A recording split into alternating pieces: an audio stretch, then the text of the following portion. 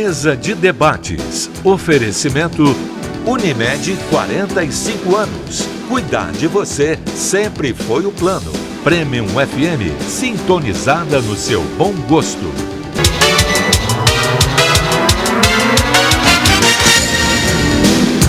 Olá, hoje é segunda-feira, dia 16 de abril. Está começando mais uma mesa de debates aqui pela TVE Juiz de Fora. Para a gente é sempre um prazer estar com você aí na sua casa. Eu já te faço um convite para a gente ficar junto até o final dessa semana, até sexta-feira. A gente começa hoje sobre uma pesquisa do Departamento de Química da UFJF que avalia irregularidades em produtos que estão disponíveis no mercado. Vamos falar também sobre a segunda edição do Prêmio Oddone Turola de Jornalismo. Apresento agora os debatedores do nosso programa de hoje. Bom dia, Zé, tudo bem? Bom dia, tudo bem? Uma nova semana, esperamos que sejamos felizes, né? Com tanto conflito nesse mundo. E vamos ver o que os nossos debatedores podem auferir aqui dessa ilustre banca de químicos e de jornalismo também, né? Porque nós temos aqui boas notícias e algumas preocupantes, né, doutor? Bom dia, Erickson. Bom dia, Caio. Bom dia, Zé Luiz, convidados. Bom dia, você, telespectador. Apresento agora os convidados do nosso programa de hoje. A gente recebe a estudante Naira da Silva Campos Almeida. Bom dia. Bom dia, obrigado pelo convite. A gente que agradece, é um prazer. A gente recebe também o estudante Thales Pedrosa Lisboa. Bom dia. Bom dia. Tudo bem? Prazer estar aqui com vocês também. Prazer é nosso. A gente recebe o professor do Departamento de Química da Universidade Federal de Juiz de Fora, Rafael Arromba de Souza. Bom dia. Bom dia, pessoal. Bom dia a todos. Obrigado por aceitar o nosso convite. Sim, uma satisfação conversar um pouquinho de química aqui com vocês e com a população em geral também. Perfeito. E a gente também recebe o idealizador do prêmio, Denis Urru. Bom dia. Bom dia a todos. É sempre bom estar na casa, né? Uma emissora que sempre traz notícias boas para o Juiz de Fora, uma emissora de Juiz de Fora, e o conteúdo é sempre importante para quem quer estar bem informado, né? Então, obrigado novamente pelo convite. Verdade, a gente que agradece. Pesquisadores da UFJF analisaram amostras de suplementos alimentares derivados do soro de leite, aquele produto muito consumido entre os adeptos da musculação. Através dos estudos, foi possível identificar que todos os produtos analisados apresentavam valores diferentes dos descritos pelo fabricante no rótulo do produto.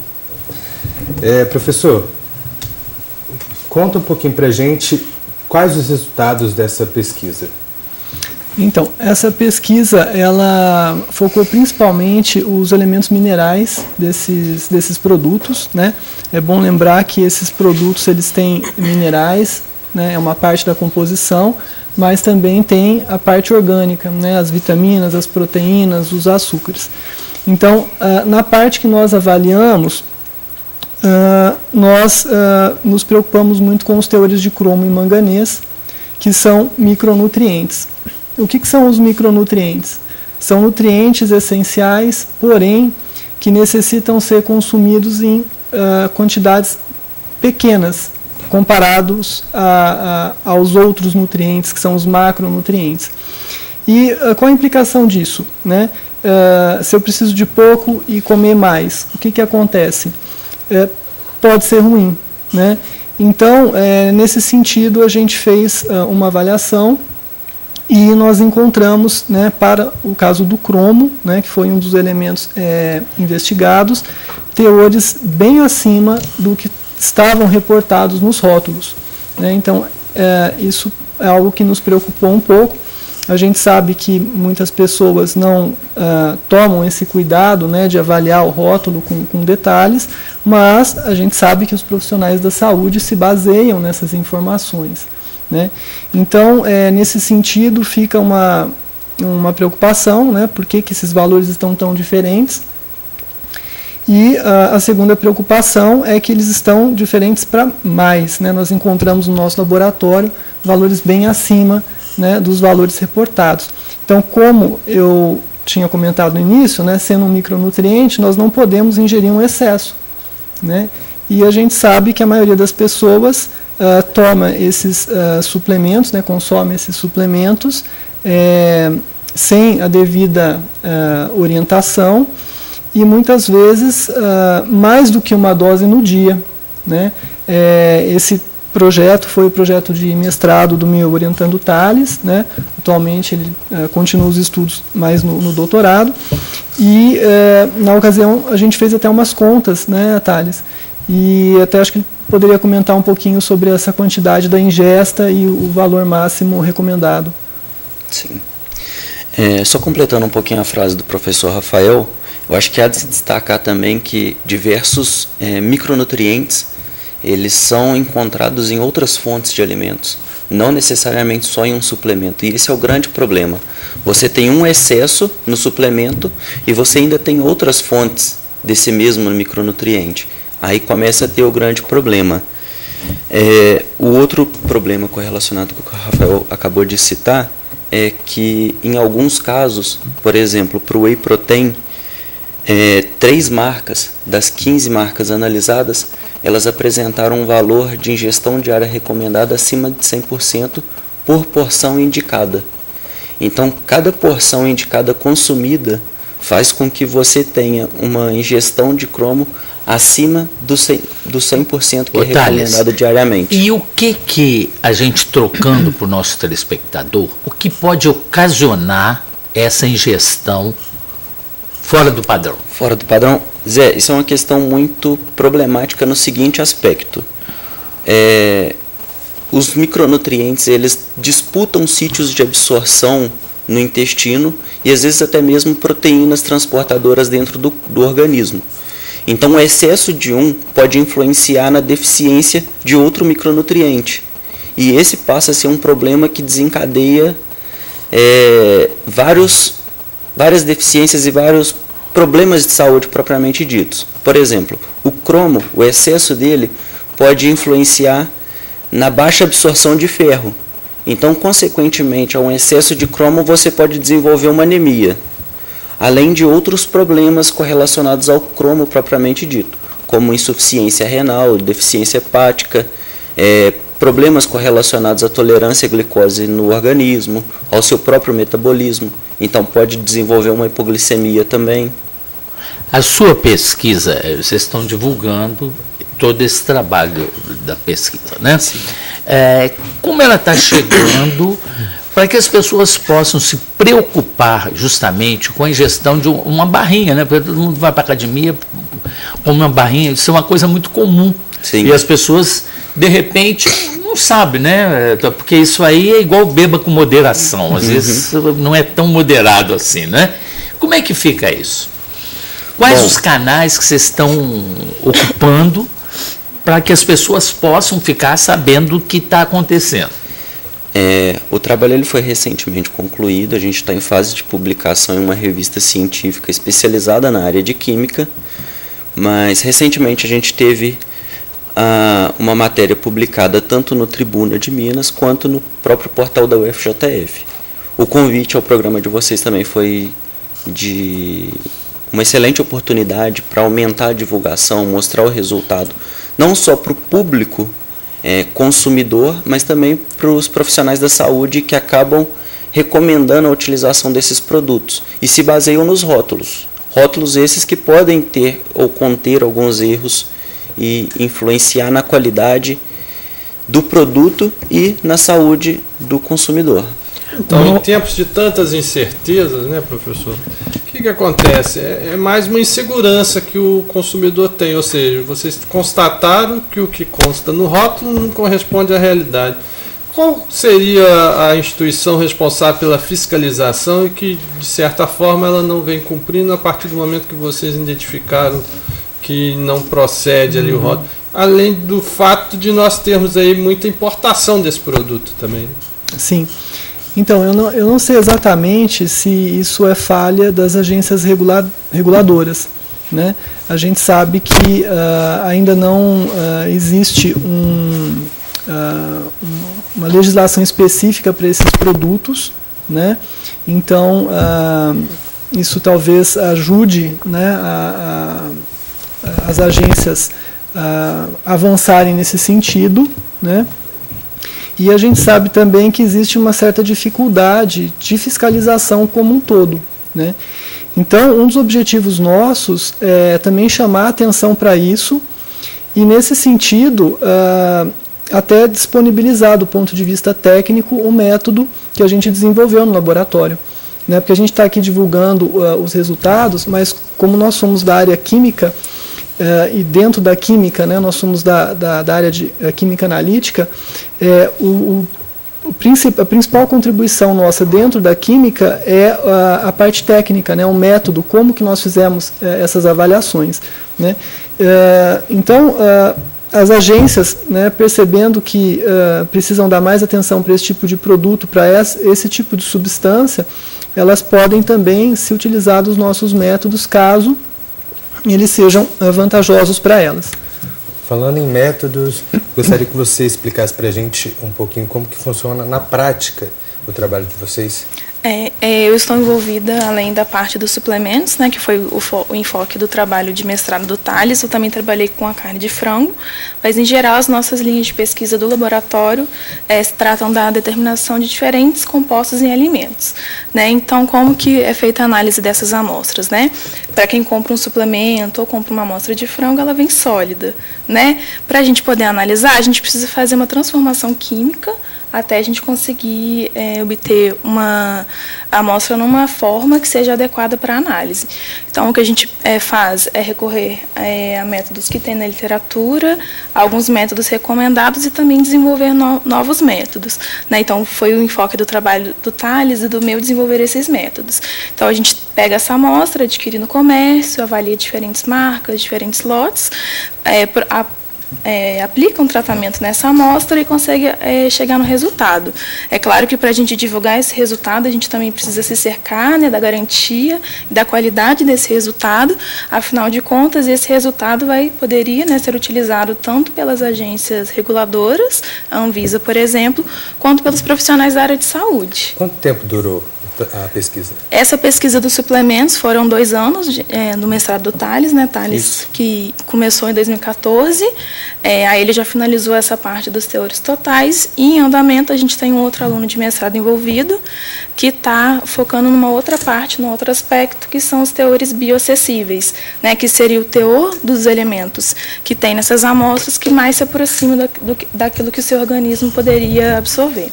Bom, a gente agora vai para o primeiro intervalo do nosso programa de hoje. Daqui a pouquinho a gente volta para falar sobre a sua pesquisa. A gente já volta para mais uma mesa de debates aqui pela TV Juiz de Fora.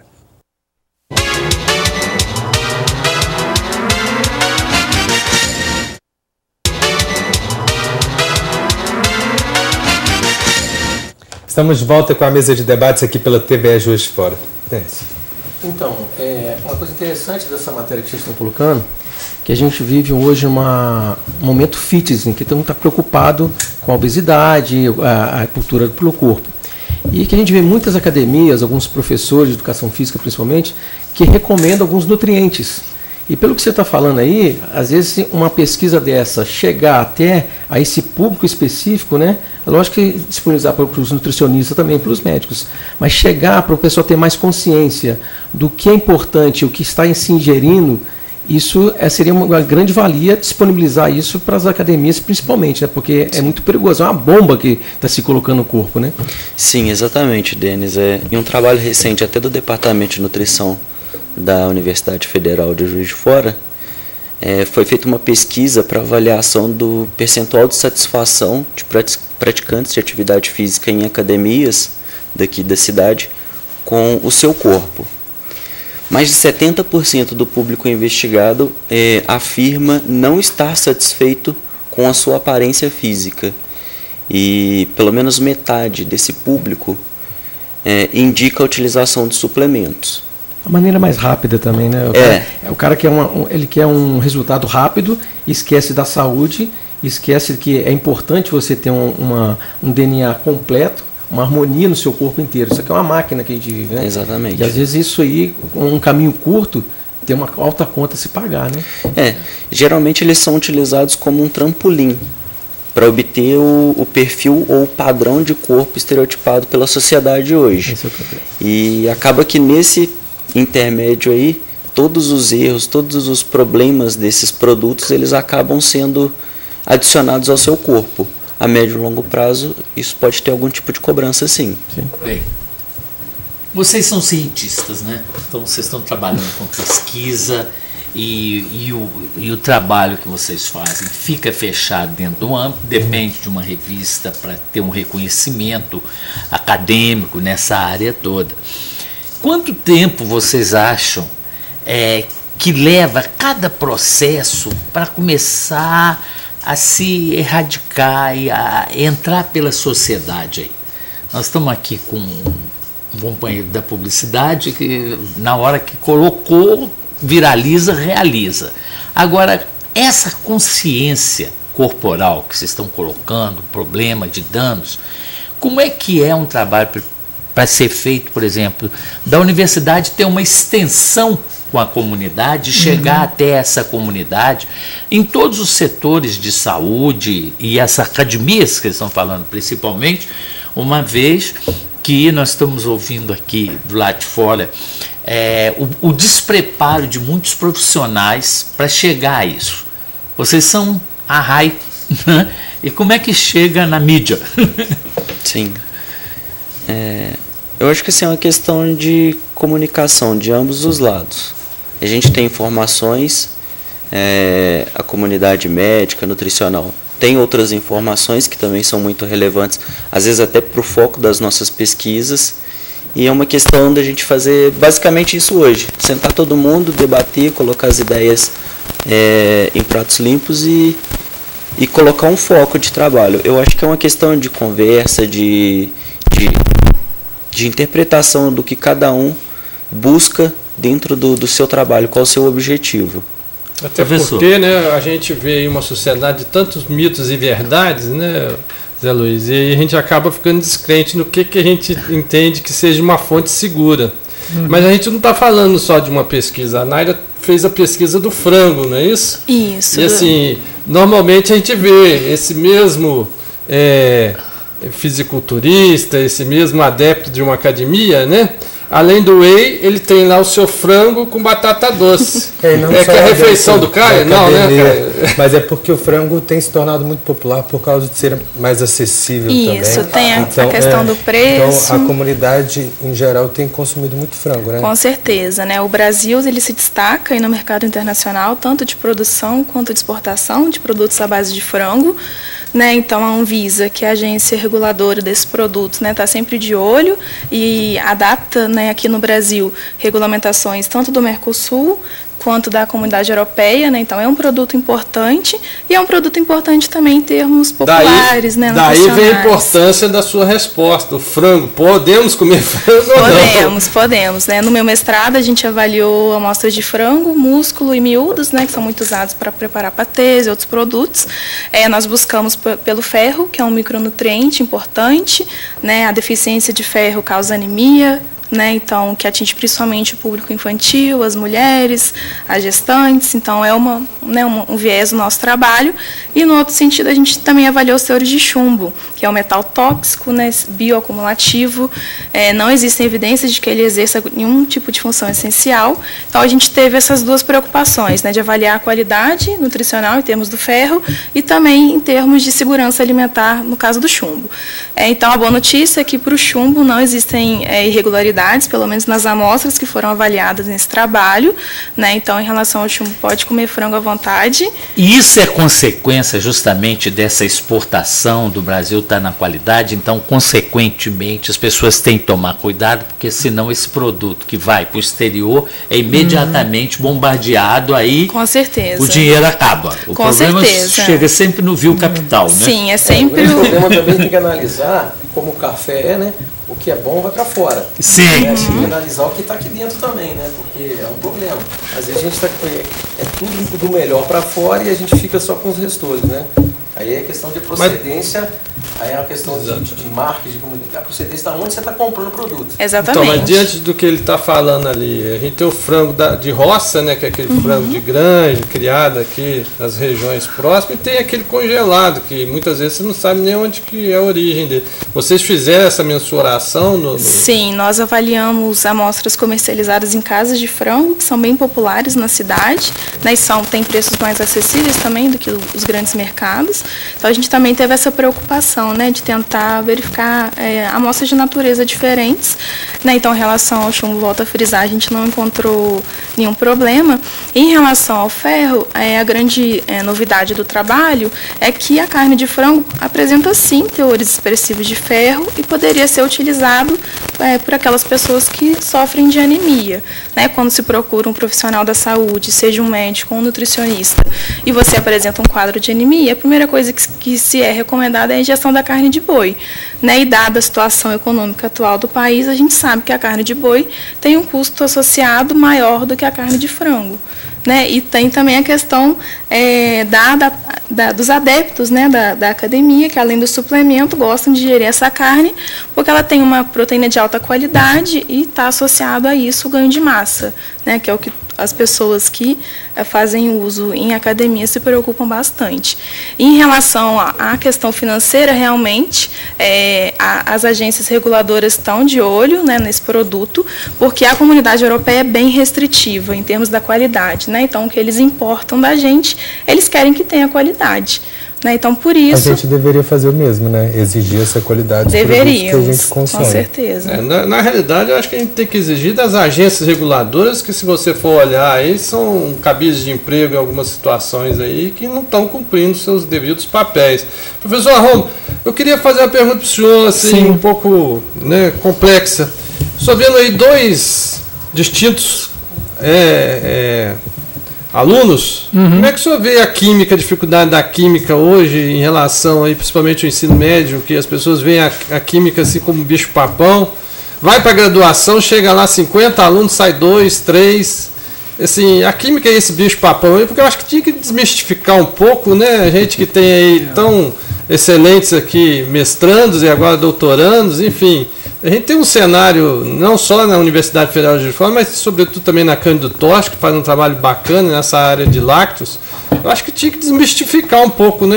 Sim, a química é esse bicho-papão mesmo, doutor? Não, a química não é um bicho-papão, né? A química ela está presente em tudo, né? Então a gente falou aqui dos suplementos, da carne de frango.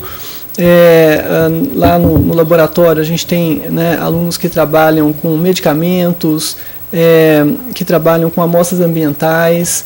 No departamento de química a gente tem colegas que trabalham com materiais, né? Hoje em dia as tecnologias necessitam de novos materiais. Então a química está em tudo, né? O que eu acho que falta é o professor, né, os professores de química que estão que lecionam antes da universidade, né, no colégio, mostrar essa química cotidiana para os alunos, né? E nesse sentido, os conteúdos que têm que ser abordados e a forma, né, que se faz, ela não favorece, né? Então, eu digo isso por mim mesmo, né? Eu tinha uma certa facilidade de entender além do que estava ali, né? Porque a química ela é muito abstrata, a gente não vê as moléculas, os átomos, né? E isso varia muito de pessoa para pessoa. A gente, por outro lado, vem observando um movimento do MEC, né, de modificar o ensino e visar melhorar isso, né? Mas eu não sei até que ponto essas estratégias estão sendo eficientes. Lá no departamento mesmo a gente tem o grupo de educação em química, né, que até poderia falar um pouco mais sobre isso, que acompanha mais, né, como é que está o desenvolvimento do ensino nesse sentido.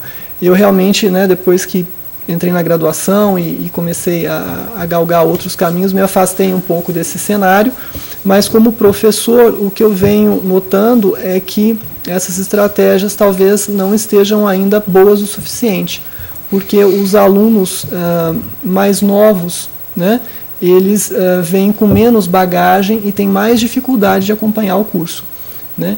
E isso é unânime. Quando eu converso com meus outros colegas, com colegas de outros cursos, né, a cada ano a impressão que a gente tem é que os alunos estão chegando menos preparados. Mas a gente pode ver que isso é geral, não é só. Está bem que física e química sempre é um bicho-papão. Ou a pessoa gosta da física ou gosta da química. Ele acabou de falar que não é, Zé. Não é? Hein? Ele acabou de falar que não é um bicho-papão. Não, eu estou dizendo porque eu lido com adolescentes que fazem teatro comigo e tem esse desespero. Né? Na hora que chega na hora da física ou da química, ou gosta da física ou gosta da química, né? Não, dá para gostar das duas também. A minha esposa, ela foi selecionada pela Fundação Fidelma, em Nova Escola. Ela é uma das 5 especialistas no Brasil que estão fazendo novos parâmetros curriculares da matemática. Né? E é exatamente isso que você falou. Né? Por que o pessoal, vamos falar especificamente que eu vivo isso lá em casa? Né? Ela esteve aqui, está na mesa conversando sobre isso. O grande trauma do aluno, né, seja na matemática, na química, é como o professor está lidando na sala de aula. Né? Às vezes o cara formou, mas só apenas tem uma formação, não tem aquele amor pela profissão. Ele está ali para ganhar o seu dinheiro. Né? E 90% do que eles chegam lá, hoje ela roda o Brasil inteiro dando formação de professores, e aí quando você ensina o professor da aula, nossa, mas era isso aí?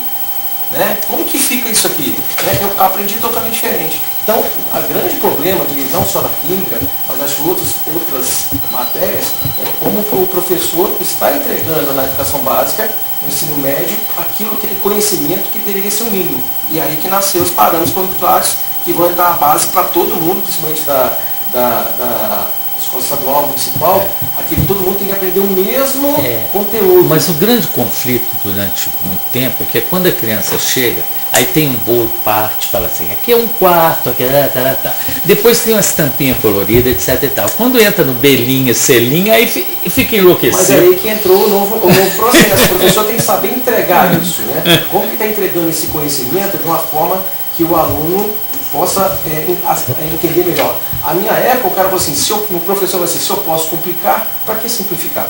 E aí você tinha que se virar. Né? Então é isso que acontece. E eu acho também que hoje o grande desafio é incluir as tecnologias digitais, né, na metodologia de ensino. A gente pode falar disso daqui a pouquinho? Sim. A gente vai para mais um rápido intervalo e já voltamos com a mesa de debates.